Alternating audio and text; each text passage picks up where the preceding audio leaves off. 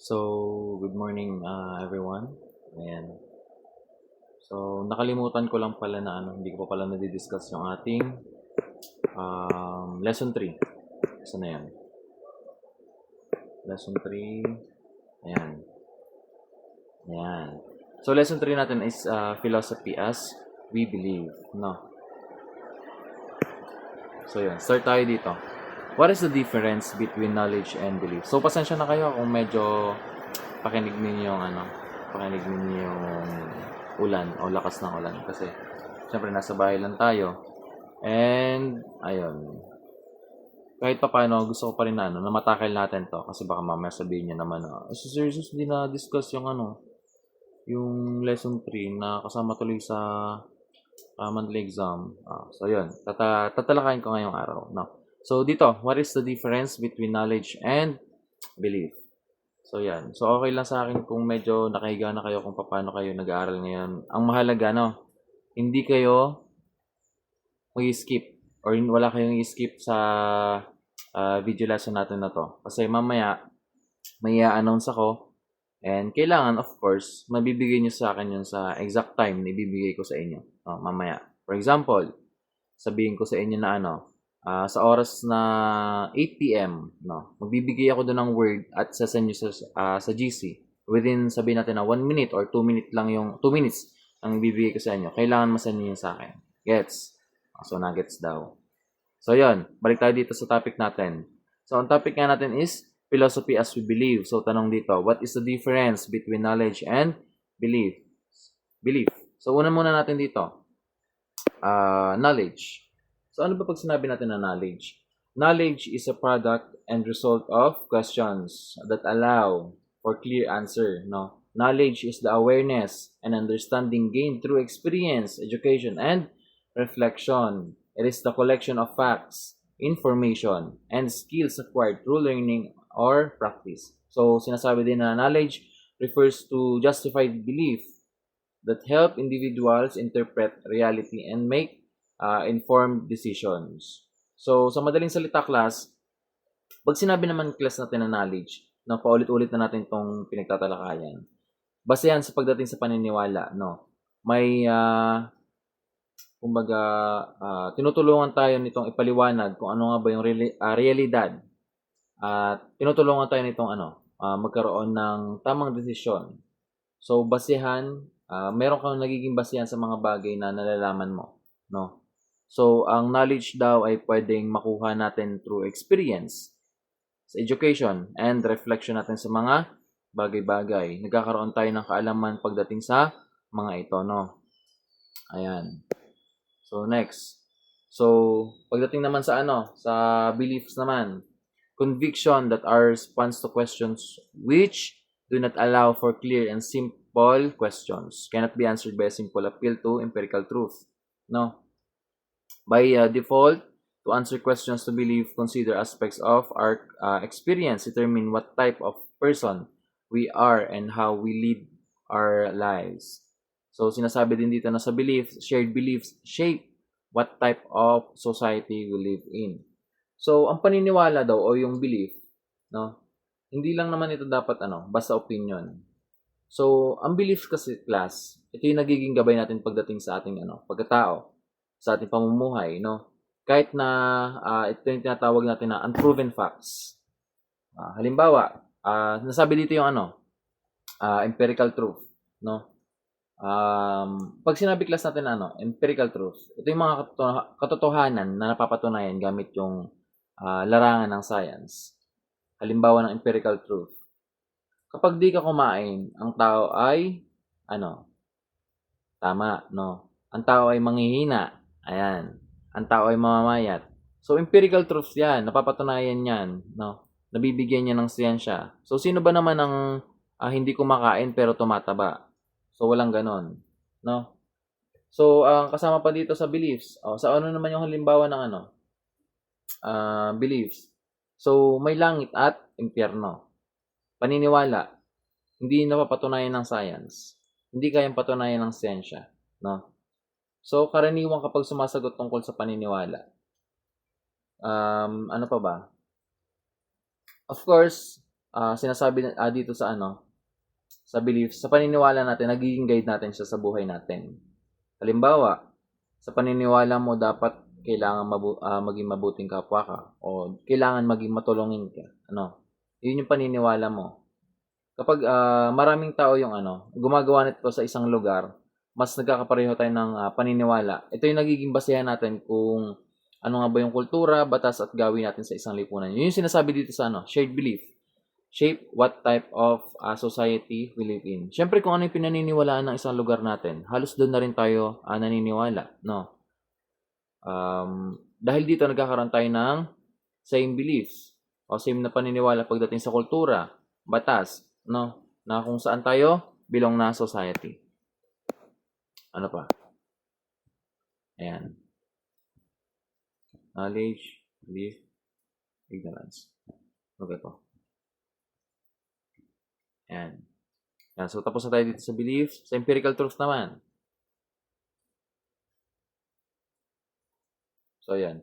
Class, tandaan ninyo madali lang naman siyang intindihin. So, nakakalito lang kasi dito, kalimitan yung mga, yung mga definition na nilalagay natin dito. Pero kung sa tunay na buhay, napakadali niyang intindihin. Knowledge, kaalaman. So, saan ka ba nagkakaroon ng kaalaman? Sa kaibigan, sa school, no? Pag sinabi natin na knowledge, kumbaga more on dito, ginagamitan natin ng senses natin. Kaya tayo nagkakaroon ng kaalaman sa mga bagay-bagay. Pagdating naman sa paniniwala, beliefs, so hindi natin siya ginagamitan ng ating senses, no? Kumbaga sa paniniwala lang natin to na hindi nasasagot ng science. And also, pag sinabi kasi natin na beliefs, nagkakaroon tayo ng ng mga paniniwala base sa kung saan tayo nakatira, ano yung mga kultura natin, no? And speaking of empirical truth, yan, natakal natin to kanina. Derives from the Greek term emperia, which means simply experience, no? Empirical truth daw ay katotohanan na nakabase sa mga totoong bagay na nakikita, naririnig, naamoy, nalalasahan o nahawakan, no? Hindi lang ito basta haka-haka o opinion. It is the truth that people seek when they want to achieve predictable results. Ito yung ginagawa natin para mas malaman natin kung ano nga ba yung magiging sagot dun sa isang katanungan. It is a type of truth that is based on observation, experimentation, and sensory experience. People seek empirical truth when they want to achieve consistent, predictable, and testable results. It is commonly used in the scientific method where hypotheses are confirmed or refuted through real-world evidence. Sa madaling salita, class, pag sinabi natin na empirical truth naman, kagaya ng nasabi ko kanina, ito yung ginagamitan natin ng five senses natin para mas ma-confirm natin ng isang bagay, no? Para mas mapatunayan natin na halimbawa sa mga pagkain, para mapatunayan natin na masarap ang isang pagkain, gagamitan natin ng empirical truth. Sa empirical truth natin, gagamitin natin ng sense of taste natin, no? Para mapatunayan na masarap yung isang bagay, kailangan natin siyang man. So that is basically the empirical truth. Napapatunayan natin ng isang bagay base sa experience, observation, and sensory experience natin. Yun yung five senses natin, no? I hope na nagagets ninyo kahit medyo mabilis ang Sir Zeus. Yan. Ignorance naman, no? Pagdating naman sa ignorance, lack of knowledge, understanding, education, no? Ignorance is the lack of knowledge, awareness, or understanding about particular subject or fact. It may result from limited access to information, insufficient education, or unwillingness to learn. So ignorance can be either intentional or unintentional. It often leads to misunderstanding, prejudices, and poor decision making. So sa ignorance class, sa madaling salita, ignorante o kawalan ng kaalaman, no? Kapag hindi mo alam ang isang bagay, sabihin natin na nagiging ignorante tayo. Halimbawa, no, ako sa part ko noon, nagiging ignorante pa ako kung paano gumamit ng technology. Noon, no. Matatawag ka na ignorante kapag wala ka pang sapat na kaalaman sa isang bagay. And may dalawa tayong tinatawag dyan. Ignorance can be either intentional or unintentional, no? Pag sinabi class natin na na intentional, ito yung willful, kagustuhan mo. Halimbawa, sa isang subject, hindi ka nakikinig, no? Andun na yung access mo, yung information na gusto mo, pero hindi ka nakikinig sa subject ko. Magiging ignorante ka sa subject ko sa oras na dumating yung examination natin, no? Sa part naman ng unintentional, due to the lack of exposure, ito naman yung class yung may bibigay ko sa inyong halimbawa ay yung mga estudyante na nasa liblib na kabundukan. Ayan. They are the unintentional ignorance. Bakit ko nasabi unintentional ignorance? Kasi gusto nila mag-aral, but then kulang sila sa exposure, kulang sila sa kagamitan, kulang sila sa mga guro, hindi sila naaabot ng ating education, no? Na kung saan willing naman silang matuto. Pero nga lang dahil sa kakulangan ng exposure nila, hindi sila nagkakaroon ng chance na makapag-aral. That's the reason why nagiging ignorante sila sa mga bagay-bagay. And halimbawa din ito, no, dahil nga sila ay nasa liblib na kabundukan, bigyan mo sila ng mga gadgets. Ayan. Sa part ng mga gadgets, magiging ignorante sila sa paggamit niyan kasi hindi nila alam kung paano gamitin, kung paano nagfa-functions ang ating mga gadgets. So, nakikita niyo yung pinagkaiba ng dalawa. Willful, ibig sabihin, nandyan na yung resources, andyan na lahat, kumbaga tatanggapin mo na lang, pero hindi mo siya inaaral. So, pagiging ignorante yon, no? Na kung saan kagustuhan mo na maging ignorante sa bagay na yun, or kagustuhan mo na hindi ka magkaroon ng kaalaman pagdating sa bagay na yun. Pagdating naman sa unintentional, ito yung kahit gusto mo, pero hindi ka nagkakaroon ng exposure, no? Ayun. Kaya nga sinabi dito na ignorance is the lack of knowledge, awareness, or understanding about particular subject or fact. Ayan. Sunod. Ayan. May tinatawag din tayo class na Socratic ignorance. So, Socratic ignorance ay kind of knowledge, a person's frank acknowledgement of what they don't know. It also referred to as Socratic wisdom. No? Example of simple ignorance na is being aware to one's own ignorance, being humble and saying I don't know. No? Tandaan nyo pa class kung ano yung sinabi ni Socrates, no? That I know nothing. Alam niya na hindi niya alam lahat, no? Yun yung sinasabi natin na ignorante ka pero hindi ka ignorante kasi alam mo na hindi mo alam lahat, no? Ano pa ba? Sa part na to, being humble and saying I don't know, no? So okay, a student says, no, kumbaga hindi ko maintindihan yung math problem. Anong ibig sabihin nun? Sa simple ignorance na to, hindi niya maintindihan yung math problem na yon kasi totoong hindi niya naiintindihan. And dito, magkakaroon tayo ng self-awareness. Aware ka dahil hindi mo alam talaga yung subject. Aminado ka na hindi mo talaga alam yung subject. And sa point na yon, mas magkakaroon ka ng acknowledgement na hindi mo alam lahat ng mga bagay. No? Socratic ignorance. You admit na hindi mo alam lahat ng bagay. No? Dito naman sa double ignorance. Sa madaling salita, hindi mo alam pero akala mo alam mo na, no? It is not being aware of one's ignorance while thinking that one knows. I always admit when I am wrong. I'm just not wrong right, no? Kumbaga dito sa point na to, aminado ka na ignorante ka pero hindi mo gustong aminin na ignorante ka, no? Ito yung mga tao na na akala mo alam na nila lahat. Akala mo hindi sila nagkakamali. Ayan. So magkaiba yung nito. Ibig sabihin nito simple tsaka double ignorance. Sa simple ignorance, aminado ka na hindi mo alam lahat. Dito sa double ignorance, aminado ka na hindi mo alam lahat, pero ayaw mong aminin na hindi mo alam yon, no? Sana nagigets natin. Pag sinabi again natin na Socratic ignorance, galing siya sa kay Socratic, no? Na kung saan inaamin natin na hindi natin alam lahat ng bagay-bagay. Ayan. Ano pa ba? Ayan. Socratic ignorance is captured by the well-known statement, I know only one thing that I know nothing. Ayan, ito yung sinasabi natin na na thinking ni Socratic, no, ni Socrates, sorry. It means the unexamined life is not worth living.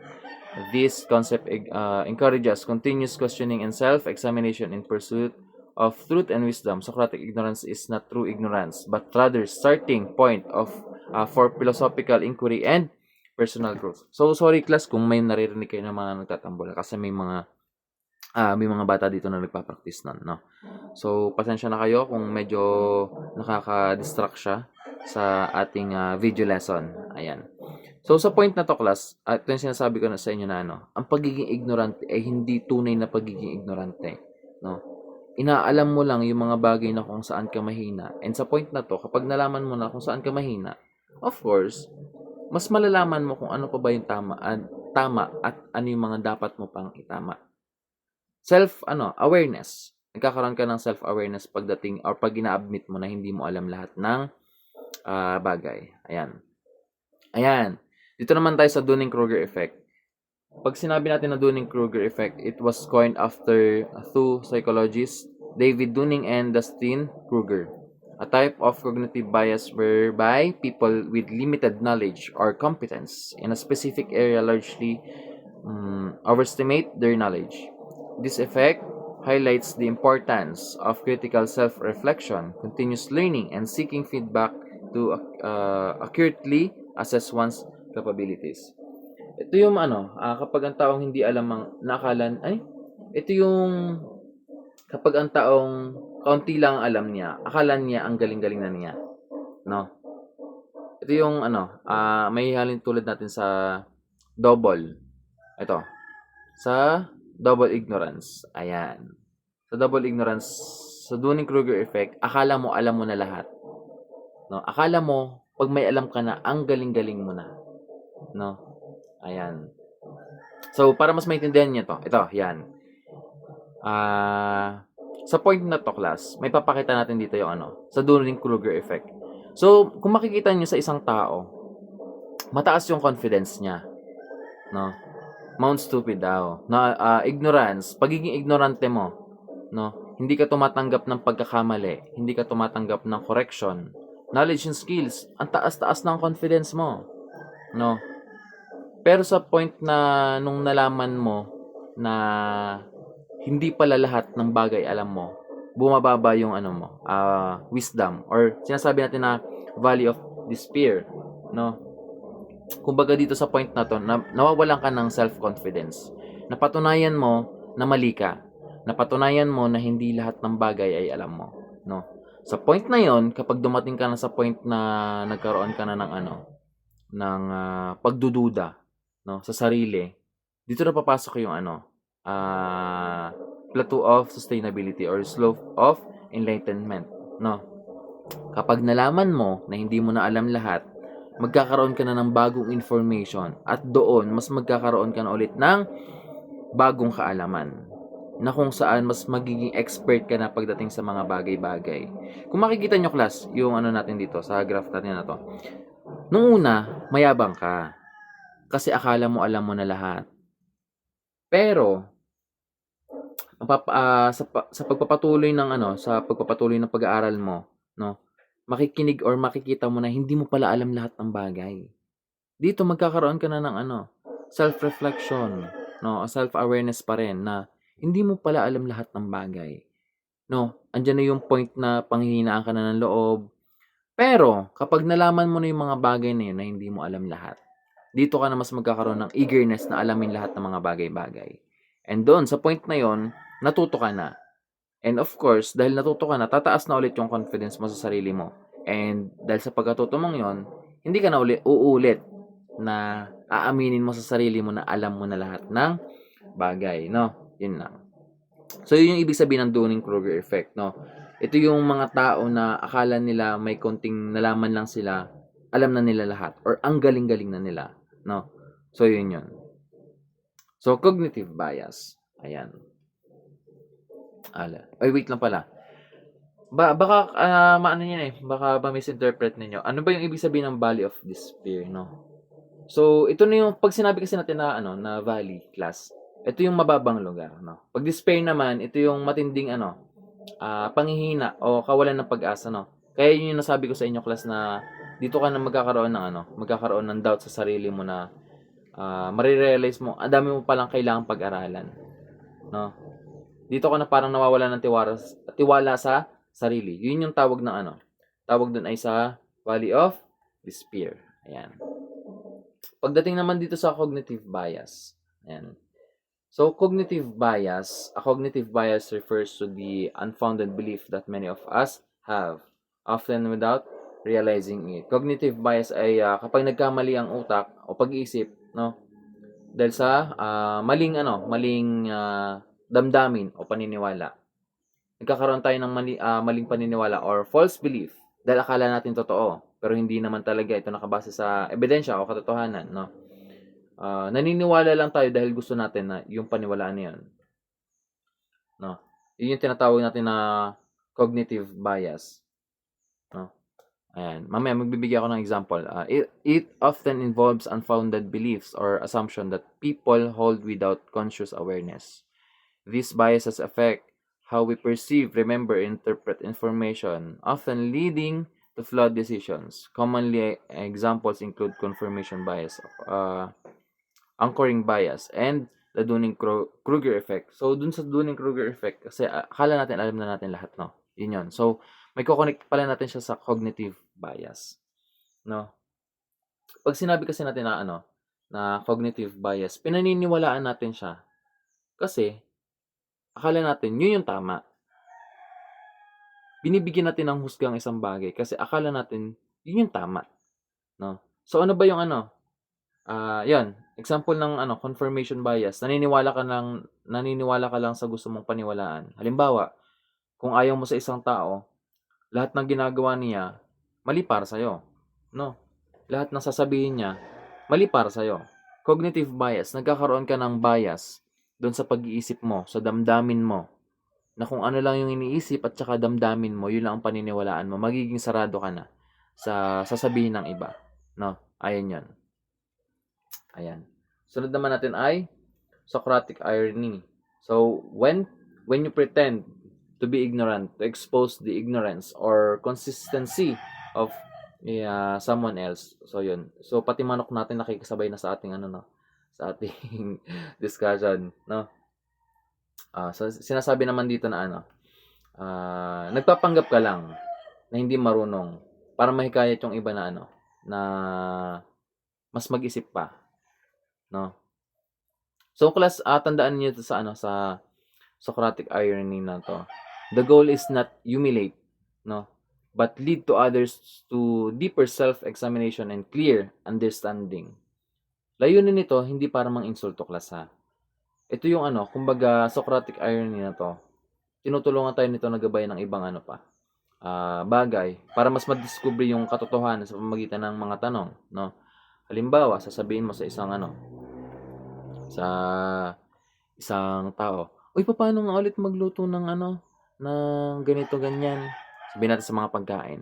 So, alam mo naman siya. Gusto mo lang siyang tulungan kung papaano nga ba yung kung alam niya na ba yung kung paano magluto ng specific na pagkain. "Uy, paano nga gamitin ito?"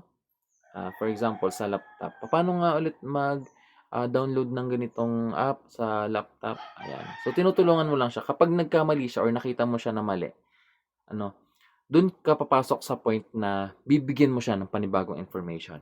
Doon ka mas papasok na bigyan siya ng panibagong kaalaman. Again, class, Socratic irony, ito yung hindi pagpapanggap lang na hindi mo alam ang isang bagay, no? Para mas matulungan mo na mas mag-isip yung mga estudyante. For example, ako, kagaya ng mga ginagawa ko sa inyo. Halimbawa na lang, kapag nagtatanong ako sa inyo, no?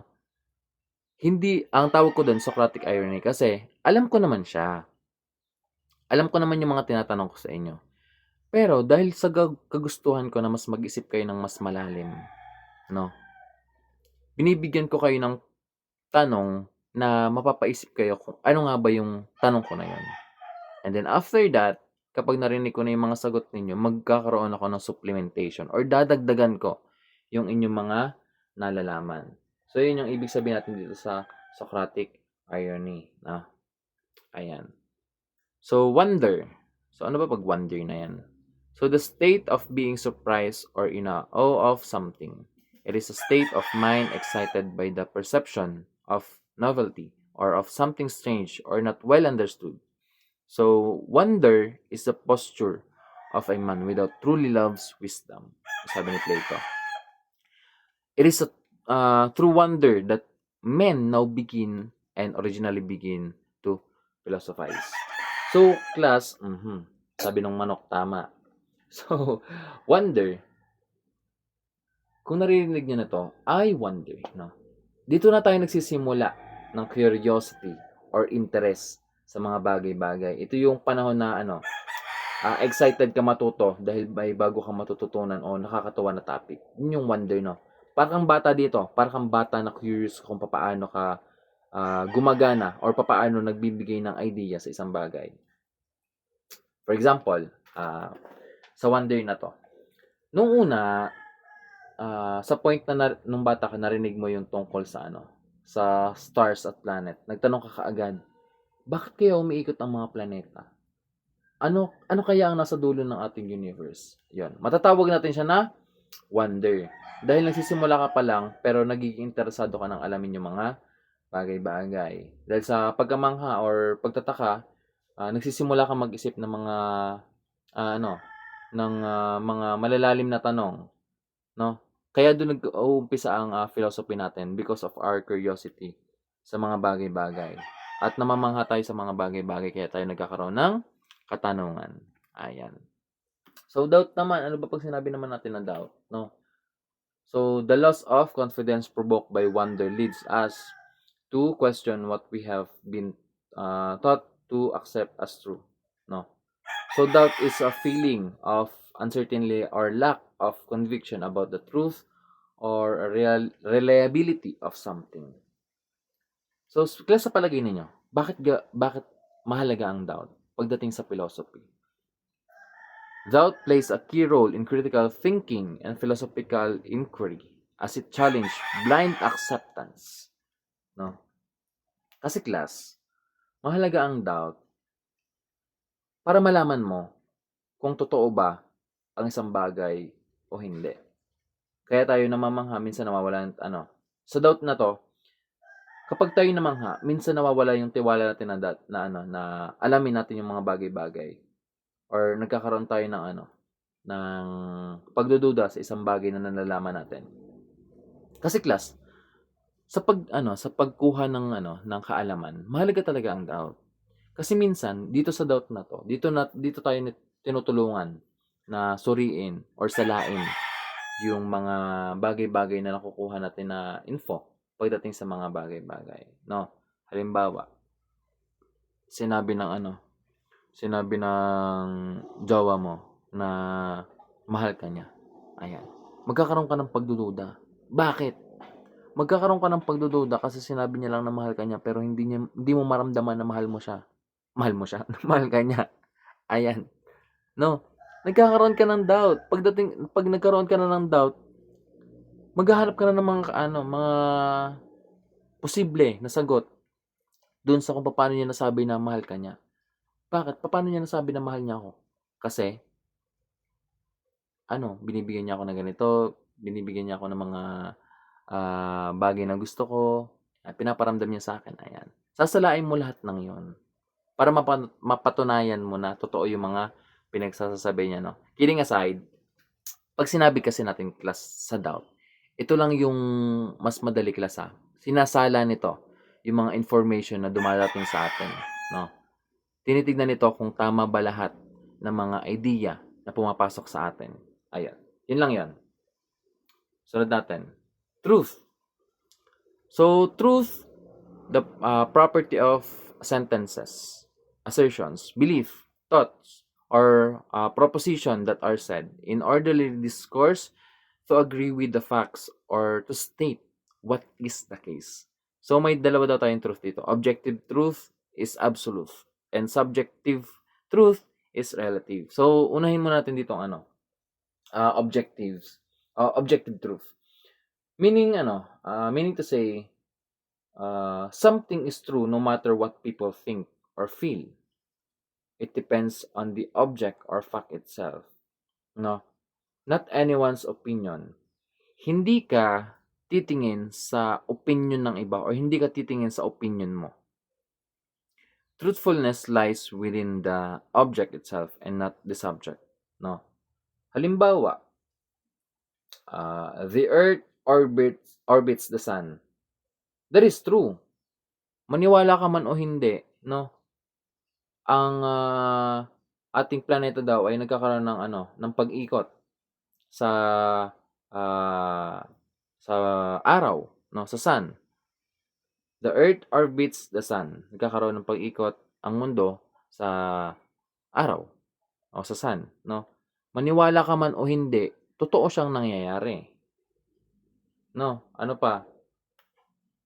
Pagdating naman sa subjective truth is relative. Here, truthfulness lies in the subject or the observer, which is our perception of things. No? Pag sinabi natin na subjective truth depends on the person. It is based on our own experience or feelings. Chocolate is the best ice cream flavor. This is true for someone. Pero hindi sa pangkaramihan. No? Halimbawa, masarap ang tsokolate para sa akin, pero sa iba, hindi yun masarap para sa kanila. No? Ang paborito kong pagkain ay adobo. Pero sa iba, hindi lahat yun paborito. No? So, truth is dalawa yan. Objective and subjective. Pag objective, kahit anong gawin mo or kahit anong paniwalaan mo, kung yan yun, yan yun. Ang apoy ay mainit, paniwalaan mo man o hindi, ang apoy ay mainit. No? Subjective truth, para sa akin, mas masarap kapag ang panahon ay mainit. Pero para sa iba, ang panahon ng mainit ay hindi okay sa kanila. Subjective, personal, objective, fact, no? Katotohanan. Ayun. Sana malinaw. So, ang ibibigay ko sa inyo sa sa oras ng 8 p.m. Ayan. Saktong 8 p.m. ha. 8 p.m. magsasend kayo sa GC ng nuggets. So, 8:03 hanggang 8:03 lang 'yon. Sige, sabihin natin na 2 minutes lang. Masyado matagal yung baka makaramdam na yung iba yung kaklase na bakit nagta-type kayo ng nuggets doon. So, time sa oras ng 8 p.m. mamaya. So, magta-type kayo ng nuggets sa GC natin, no? So, ito yung katunayan na sa point na to, hindi kayo nag-skip or nakikinig kayo sa ating klase. Gets? Nuggets. So, yan. Ano pa ba? Yan. Pag sinabi kasi again natin na truth, pag truth, about to sa katotohanan, no? Katotohanan. Sa katotohanan, sa truth, meron tayong dalawang bagay. Objective, subjective. Objective, kahit anong gawin mo, totoo yan. Subjective, totoo yan para sa'yo, pero hindi para sa iba. Gets? Nuggets. Yan. Sunod naman natin, 3 schools of thought. Dogmatic. No? So, sinasabi dito sa dogmatic na to, absolute truth. There is an absolute truth where which we can have complete knowledge that will in turns justify us in claiming that no other's position matters. No? Sa Greek word, dogma, which means what one thinks is true. No? Ibig sabihin, being dogmatic means believing that your own opinion or belief is the only correct one. hindi ka tumatanggap ng ibang idea pagdating sa ibang tao. Even if there's a little or no evidence. Dogma, ibig sabihin nito, iniisip mo, kung ano yung iniisip mo, yun lang yung totoo. No? Karaniwan ito na pinaniniwalaan, moral o panrelihiyon na hindi nakonekasyon basta-basta or basta sinusunod na lamang ito. No? Kaya sinabi dito na follows a doctrine relating to moral and faith, a set of belief that is passed down and never questioned, refers to arrogant opinions based on unproven ano yun? Yan ay unproven theories or even when despite of facts, no? So, dito kasi parang siya, maaring mag-lead siya sa pagiging mayabang o sarado yung isip, no? Yun yung mga taong dogmatic, kahit may ebidensya na, hindi pa rin nila paniniwalaan yan kasi pinaniniwalaan nila kung ano yung paniniwala nila. Ano? So, yan. So, ayan, example lang ng dogmatic natin. Blood, transfusion. There are religions that follow the precepts of the scriptures that they assume as sacred, no? Which say that the blood is sagrado and contains life. Therefore, to make a blood transfusion to some of its believers would be like eating or ingesting it, which they consider wrong, no? So, sa pagdodonate ng dugo, kalimitan daw sa mga relihiyon, no?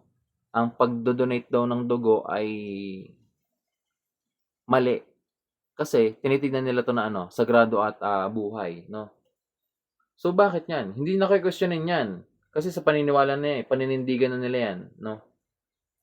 So, sa point na yan, kahit na yung mga kamag-anak mo, halimbawa kung meron silang dogmatic na pag-iisip, kahit anong sabihin mo sa kanila na bigyan natin ng dugo ang ating kapamilya kasi kapamilya natin yan, kahit siguro dedo na yan o hindi sila magbibigay ng dugo. Kasi nga, tinitignan nila yung sagrado at tawag dito, buhay, no? Hindi pwedeng ibigay sa iba. Hindi nila pwedeng i-donate sa iba. So, sa part na to, hindi na nila kine-question ng paniniwala. Kasi nga, yun yung paniniwala nila. Paninindigan na nila ito kahit may bagong kaalaman o ebidensya, no? So, naglilid dito sa pagiging ignorante nila kasi hindi na nila tinitignan yung mga iba pang bagay, no? Ayan. Yan. So, isa pa dito, sinasabi na papal infallibility. To believe that the Pope is infallible is a dogmatic belief of Catholicism. No? So, sinasabi daw dito na si Pope ay hindi nagkakamali sa paniniwala ng mga Katoliko. No? Hindi na yun magbabago at hindi na yung kine-question ng iba. Kasi nga, yun yung paniniwala nila na ang Pope daw ay hindi nagkakamali kahit sa anong parte ng buhay. Kaya nga daw siya naging Santo Papa kasi hindi siya nagkakamali. No? So, sa palagay ninyo, naniniwala ba kayo na ang mga tao ay hindi nagkakamali? No? Ayan. So, para sa akin kasi ako, personally, kahit anong buti ng tao, talaga nagkakamali yan eh. Kasi nga, we're just a human. Tao lang tayo na nagkakamali. Ang hindi lang nagkakamali, para sa akin, ay ang Diyos. So, yun. So, bago pala tayo lumayo, 3 schools of thoughts means, ito yung 3 pangunahing pananaw o paraan ng pag-iisip natin na ginagamit ng mga pilosopo o mga taong may mga tao para mas maunawaan ang katotohanan, kaalaman o realidad. So, these are just like 3 different lenses or approaches we use to understand the world and what is true. Ito yung ginagamit natin para mas makita natin o mas maintindihan kung ano nga ba ang meron sa mundo natin at ano nga ba yung mga totoo. So, una na dito ang dogmatic. So, sa dogmatic, tinitignan nito na ang mga paniniwala niya ay sa kanya lang. So, hindi pwedeng baliin yon. Ayan. So, sunod naman dyan, relativism. Pag sinabi natin na relativism, ito yung tumutukoy sa paniniwala na ang totoo ay tama base sa kultura o sitwasyon, no? Hindi ito palaging pareho sa mga sa lahat ng tao ha. Ayan. So basahin muna natin. There is no absolute truth, only arbitrary position hampered by their own historical limits. So 'yon. So, kagaya nga ng sabi ko, class, sa relativism, tumutukoy ito sa paniniwala na ang totoo o tama ay nakabase sa pananaw o kultura, no? O kaya sa sitwasyon. Halimbawa ng examples dito, we can criticize the Chinese for eating dogs. It's a part of their culture, no? Hindi mo pwedeng sabihin sa mga Chinese na bawal silang kumain ng aso. Kasi sa atin dito bawal. Pero sa kanila, hindi bawal kasi parte na ito ng kultura nila. No? We shouldn't apply moral judgment to the founding fathers for owning slaves. They are product of their time. So sa panahon noon, alangan naman sa panahon noon, sabihin natin sa mga tao noon na bawal lang bawal lang pagkakaroon ng aliping. Eh unang-una sa lahat, hindi naman tayo parte ng kanilang noon, nung panahon noon, no? If you're vegan, yon, you shouldn't criticize another person's diet. It is wrong to tell someone how to live their lives. Halimbawa, kung ikaw na yan, vegan ka na, tapos sasabihin mo, dapat ito lang yung kinakain mo. Dapat ito yung mga kinakain mo. Dapat ganito lang karami ang kinakain mo. Sasabihin mo yun sa isang tao. No. No? So, mali siya. So, hindi siya tama. No?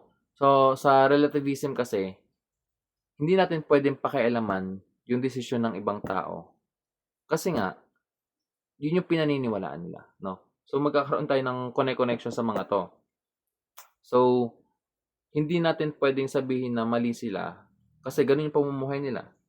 Hindi natin pwedeng sabihin na mali yung kultura nila kasi para sa atin, mali yun. Pero para sa kanila, tama yun. So, relativism ang tawag sa kanya, no? Tumutukoy sa paniniwala na ang totoo ay nakabase sa pananaw, kultura, o sa sitwasyon nila. Hindi mo pwedeng sabihin sa isang tao na mag-exercise ka kasi kailangan mo yan. Kasi choice na niya kung mag-exercise siya o hindi. Yan lang yan. Sunod dyan, regulative. So, para mas madali sa class, ang nandito ay regulative principle are the maxims of thought deriving from our interest in a certain possible perfection of knowledge of an object, no? So, ito yung mga ito yung mga gabay na tumutulong sa atin para mas maintindihan natin yung mundo. Hindi sila napapatunayan, no?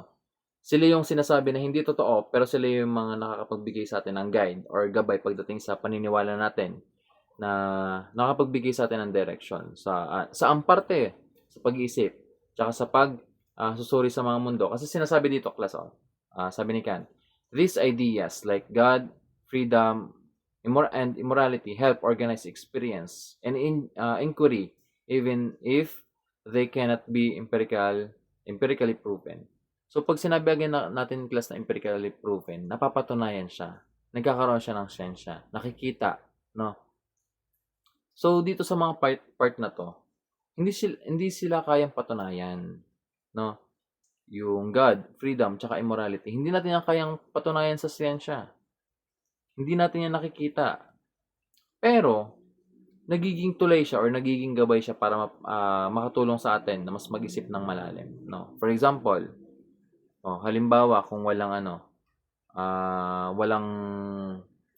Diyos, no, na kung saan sinasabi ng Diyos na ang pagpatay ay hindi malimit, likas na ipinagbabawal, no.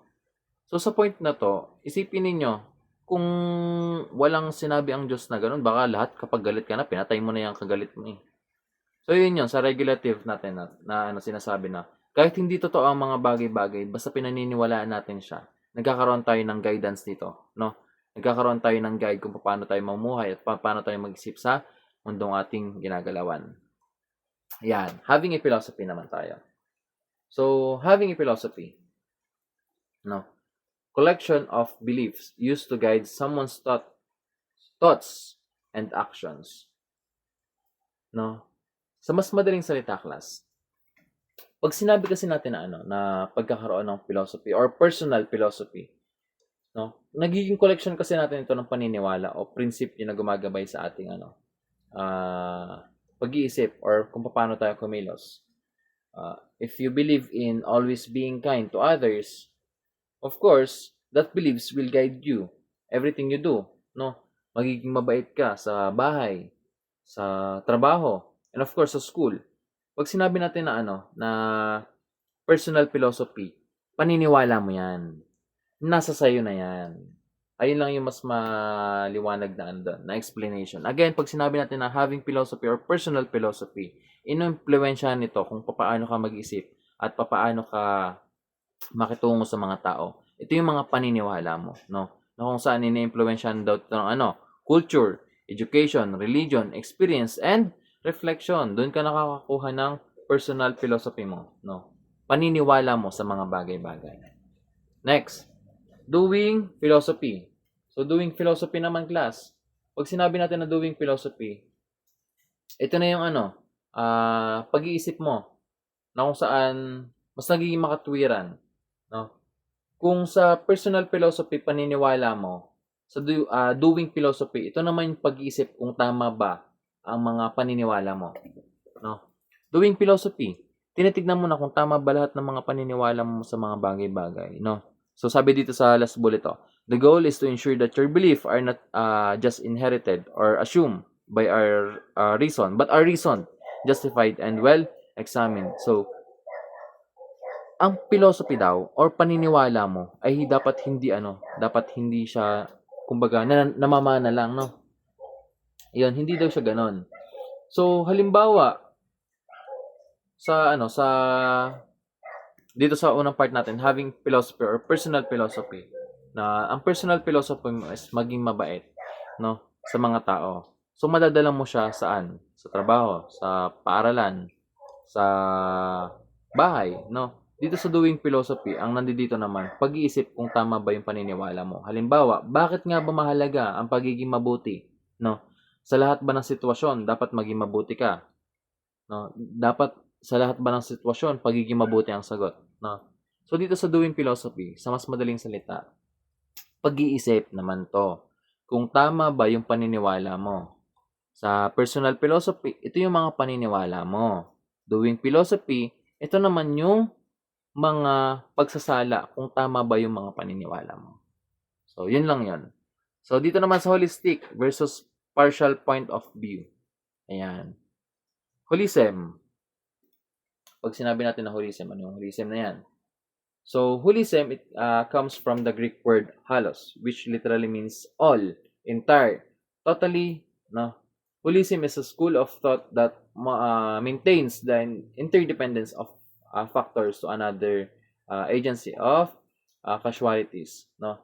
So, class, yan, papadaliin ko na lang para sa inyo. Kung ano ba yung sinasabi dito na holism or holistic perspective, no? Pag sinabi class natin na holistic perspective, it is a point of view when we look at the situation as a whole, not just a part, no? In philosophy, it means seeing that deeply and broadly, no? Including the causes, effect, and all sides. Sa Tagalog, holistic perspective, holistic, whole, buo, pangkabuuan. Tinitignan mo ang isang bagay na buo or pangkabuuan, hindi ka nagbabase sa iisang perspective lang. So, example nito, you just have found a wallet in the school hallway and decide to give it, no, to the lost and found section. Dito, masasabi natin na holistic siya. Kasi bakit? Kung hindi siya holistic, kukunin mo na yung pera, wala ka nang pakalam sa kanya. So, dahil holistic siya, nakakita ka ng wallet sa hallway, nagkaroon ka ng decision na ibigay sa lost and found section, no? Kasi iniisip mo, papaano kaya kung ako yung nasa sitwasyon niya? Papaano kaya kung ako yung nawalan ng wallet? Papaano kaya kung ako yung nawalan ng wallet tapos hindi na naibalik sa akin yung wallet? Ano kayang mararamdaman ko? Nagkaroon ka ng holistic perspective. Pangkabuuan, hindi pang sarili lang, no? O, sunod dito. A close contact of COVID-19 isolated himself to avoid spread of the virus in his household. No. So makikita din natin dito yung holistic perspective. Bakit at sa paanong paraan? No. Alam niya na ang pagkakaroon ng close contact sa mga tao ay pwedeng makahawa or pwedeng makakalat, no, sa mga tao or sa ibang tao na makakasalumuhan niya. Ngayon, nagkaroon na lang siya ng ano, ng isolation, no? Kumbaga, nag-quarantine siya, nagkulong siya sa isang ano, sa isang kwarto para ma-avoid yung pagkalat ng virus. Holistic siya kasi hindi mo lang tinignan yung pangsarili mo eh. Tinignan mo yung pangkabuuan, tinignan mo yung magiging resulta na pwede kang makahawa kapag nagkaroon ka ng close contact sa mga tao or sa mga kasama mo sa bahay, no? Ayun. So, isa pang halimbawa para mas ano nyo, mas maintindihan nyo, no? Sa isang estudyante na tamad, sa halip na sisihin ng isang estudyante na pagiging tamad, tinitignan mo kung may problema siya sa bahay, kalusugan, o kaya sa mental health. Holistic siya kasi hindi ka lang nagbase dun sa estudyante mo ay tamad. So, nagkaroon ka rin ng perspective na baka may problema siya sa kalusugan, baka may problema siya sa bahay, baka mayroon siyang problema sa pag-iisip, or meron siyang dinadalang problema, no, sa kanyang pag-iisip. So, yun yung matatawag natin na holistic perspective. Again, pag sinabi natin na holistic perspective, tinitignan mo ang kabuuan, no? Hindi ka lang pumapatungkol sa iisang issue. Lahat tinitignan mo or lahat inaalam mo. Holistic. From the word itself, whole, pangkabuuan. Ayan. I hope na naintindihan niyo yan. Dito naman sa partial perspective, no? Opposite naman siya, of course, ng holistic. Pag sinabi natin na partial, isa lang. Single component lang siya, no? Para mas madali niyong maintindihan, perspective that looks at reality based on a single or particular or partial components of a system, no? Unlike sa holistic perspective na mas malawak. Dito, partial, iisa lang, no? Example nito, a student found out that one of her classmates cheated during the exam and decided not to tell to the concerned teacher about the incident, no? So, naging lang siya, partial perspective siya. Kasi isipin niya, hindi niya na yun. It's not of her or his business, no? Hindi niya na trabaho yun. Naalamin pa or isumbong pa yun, no? A student found a cell phone inside the cubicle of a comfort room and decided to sell it to buy a ticket for upcoming concert of his favorite band. Naging din siya, partial component, no? Partial perspective. Hindi mo na tinignan kung ano yung mararamdaman ng taong nawalan ng phone. Tinignan mo na lang yung pangsarili mo kasi gusto mong makabili ng ticket gamit yung phone na nakita mo, no? Na ibinenta mo para lang makapunta sa favorite concert mo. So, ang tawag dun ay partial perspective. Partial perspective if when someone judge or understand the situation by looking at only one part of it without considering, no, kung ano ba yung mga pwede pang mangyari sa iba. So, tinitignan mo lang dito yung pangsarili mo lang. Sa madaling salita, makasarili. Yun lang yon. Partial perspective. So, value of doing philosophy, no? So, dito class sa value of doing philosophy.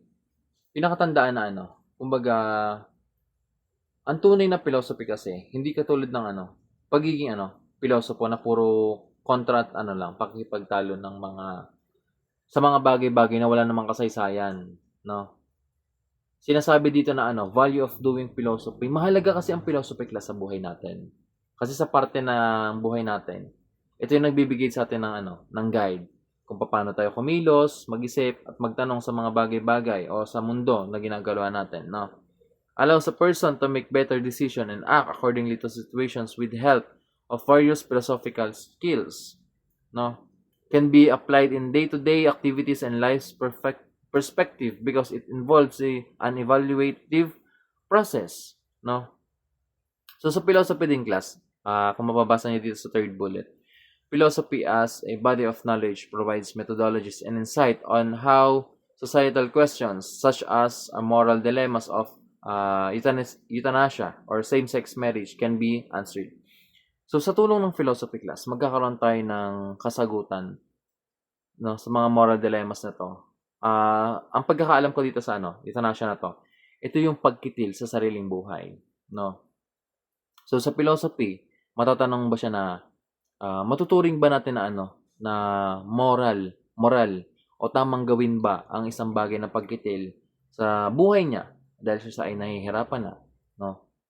Matatawag ba natin siya na tama na kung saan sarili mo naman yung pumili or ikaw naman yung pumili, no? So sa philosophy, magkakaroon tayo ng tanong dito na tama ba na ang pagkitil sa buhay ay para hindi na maranasan ng hirap, no? So yun yung yun yung mga nagiging kahalagahan ng philosophy natin. Nagkakaroon tayo ng katanungan para masagot yung isang bagay, no? And again, class, pag sinabi natin na na philosophy, hindi lang to about sa pagiging pilosopo ha. Kasi karamihan kasi sa atin nagiging pilosopo sa point na wala namang kasaysayan or katuturan yung mga pinagsasabi nila. Useless knowledge, no? Kumbaga walang saysay. Pag sinabi natin na value of doing philosophy, nagkakaroon tayo ng kaalaman or tamang kaalaman pagdating sa mga bagay-bagay, no? Yun yun. Yan. 4 reasons why philosophy is relevant as ever, no? So una na dyan, yan. Philosophy is the foundation of critical thinking. So sa part na to, tinuturuan tayo ng philosophy natin, no? Na magtanong, magsuri, no? At magduda sa halip na kumbaga paniwalaan natin yung mga bagay-bagay na nakukuha kaagad natin, no? Na hindi natin siya pinag-iisipan, na hindi natin siya sinasala. Ayan. So isa yun sa mga kadahilanan na kung bakit mahalaga, no, ang philosophy sa atin.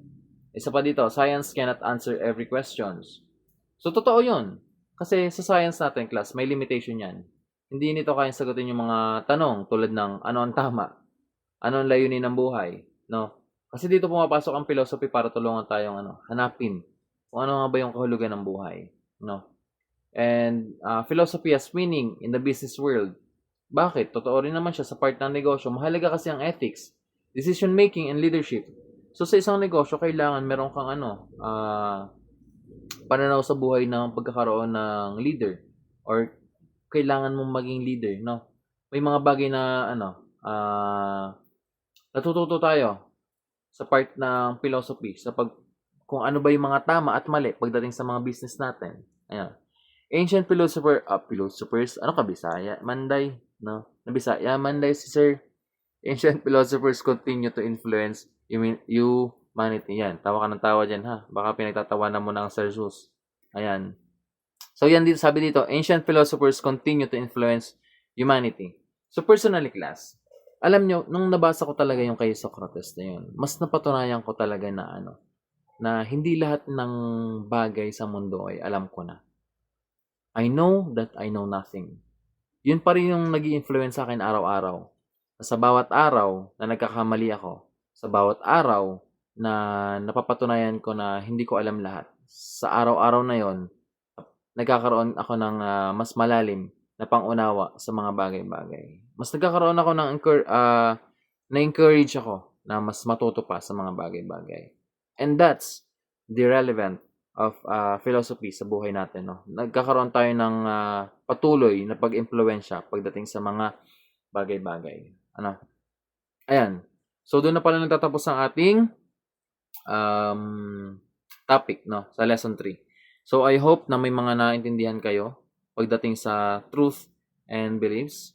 Kung ano nga ba yung mga mahalaga, ano nga ba yung mga way natin para masala natin kung ano nga ba yung mga totoo at hindi, no? So, yun. So, ipopost ko to sa LMS ninyo or gagawan ko to ng